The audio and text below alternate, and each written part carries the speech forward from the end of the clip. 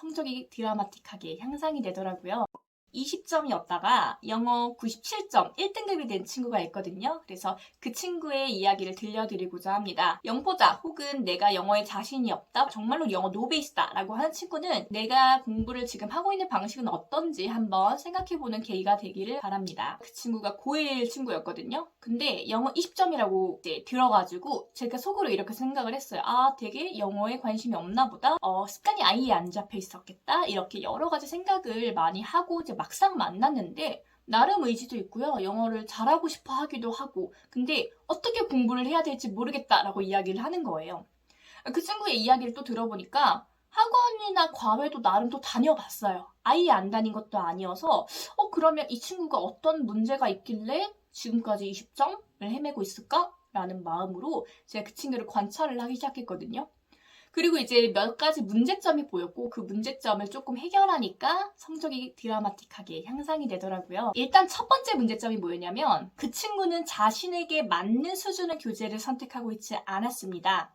즉 무슨 말이냐, 여러분 공부를 하실 때요 반드시 자신의 수준에 맞는 교재를 선택을 하셔야 돼요.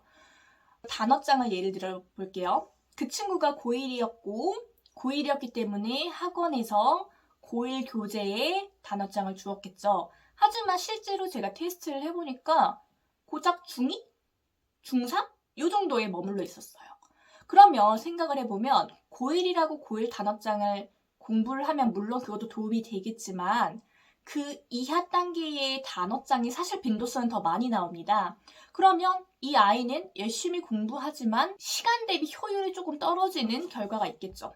그래서 여러분들이 만약에 자신의 단어 수준이 어느 정도다 가늠하고 싶으시면 먼저 서점을 먼저 가보세요. 서점을 가보면 출판사별로 고1, 중3, 중2, 중1 이렇게 단어가 순서대로 있거든요.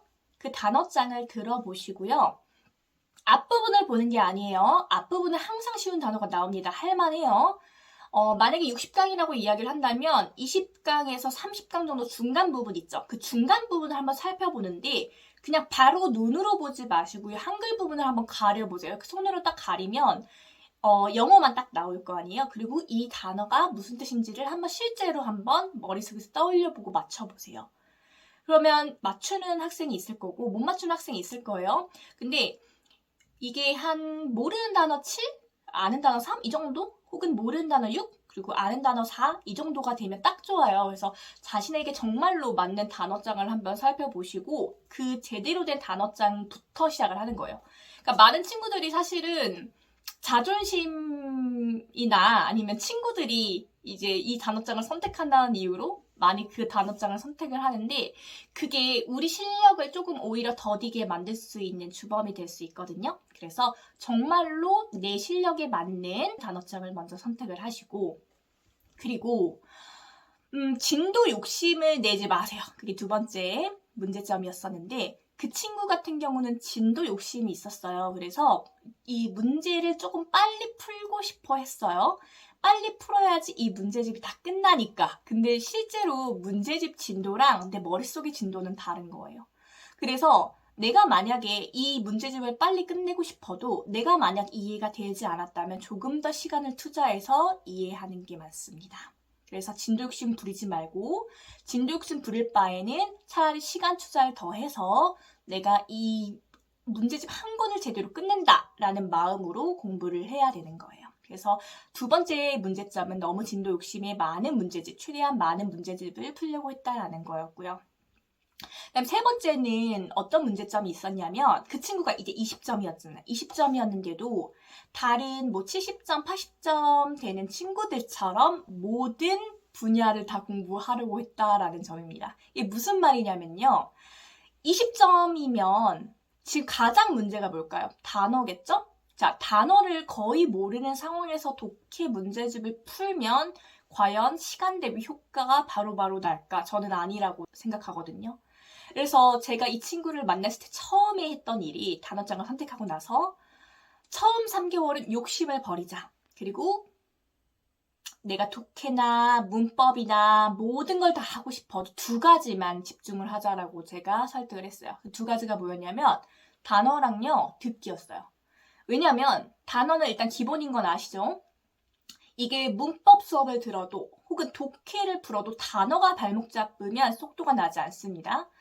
겉핥기식 공부만 하게 되어 있어요. 그래서 내가 구문이나 문법, 독해 이런 수업에 집중을 하기 위해선 기본 단어가 되어 있어야 된다는 얘기예요. 근데 그 기본 단어를 일단 초반 3개월은 정말로 시간을 때려 부숴서라도 여기에 투자를 하세요.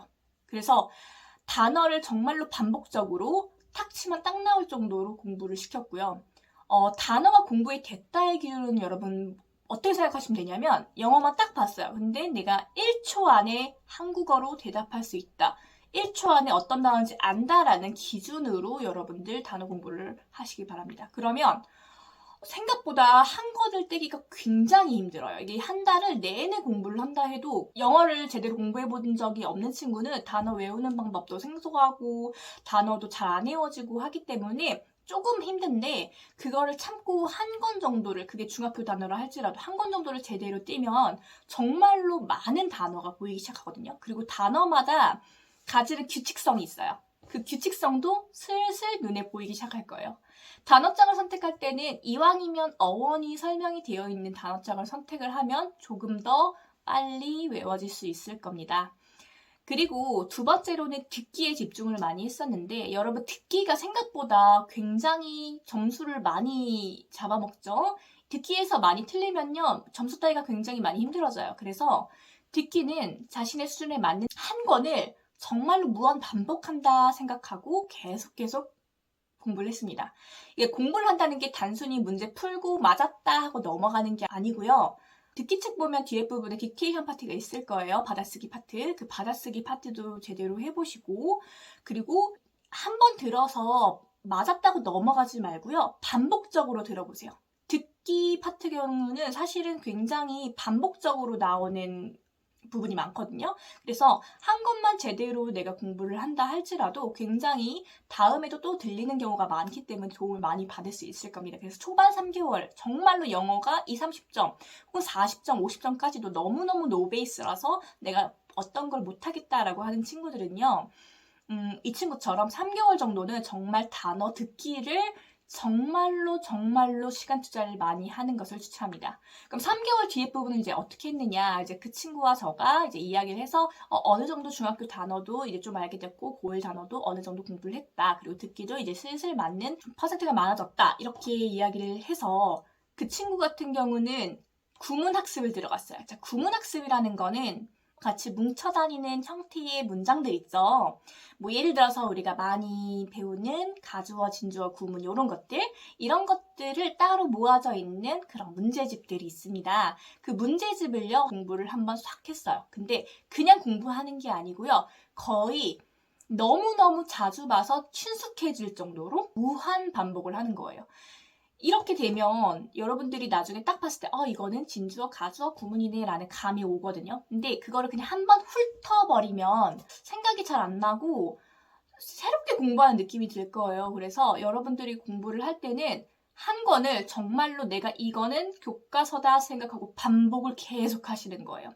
일단 그렇게 해서 구문, 교재가 끝나면 그 다음부터 교재를 바꿔서 실전으로 들어갑니다. 근데 실전으로 들어갈 때 처음에 정말로 영어 노베이스 친구들은 뭐 모의고사처럼 다 모든 유형이 있는 거를 선택하시기보다는 유형별대로 쪼개져 있는 문제집이 있어요. 뭐 자이 땡땡땡이라는 교재가 사실 되게 대표적인데 뭐 예를 들어서 목적 문제라던가 빈칸 문제 이게 따로따로 모아져 있는 부분 있죠. 그 문제집으로 먼저 공부하기를 추천드립니다. 너무 노베이스 친구는 자신감이 좀 많이 약해져 있는 친구들이 많아서요.